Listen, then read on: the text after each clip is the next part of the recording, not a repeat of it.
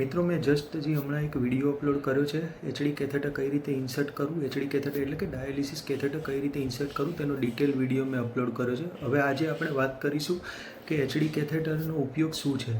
તો એચડી કેથેટરનો ઉપયોગ મોટેભાગે ડાયાલિસિસમાં થાય છે, જેવી કે એક્યુટ કિડની ઇન્જરી અને ક્રોનિક કિડની ડિસીઝીસમાં, જેમાં યુરિન આઉટપુટ ખૂબ જ ઓછું અથવા તો બંધ થઈ ગયું હોય તો તેવા કેસમાં આપણે ડાયાલિસિસ માટે એચડી કેથેટરનો ઉપયોગ કરતા હોઈએ છીએ. ત્રીજો ઉપયોગ છે મિત્રો કે રિફ્રેક્ટરી હાઇપરકેલેમિયા, જો પોટેશિયમ ખૂબ જ વધી ગયું હોય બોડીમાં તો તેને રિમૂવ કરવા માટે આપણે એચડી કેથેટર વાપરીએ છીએ.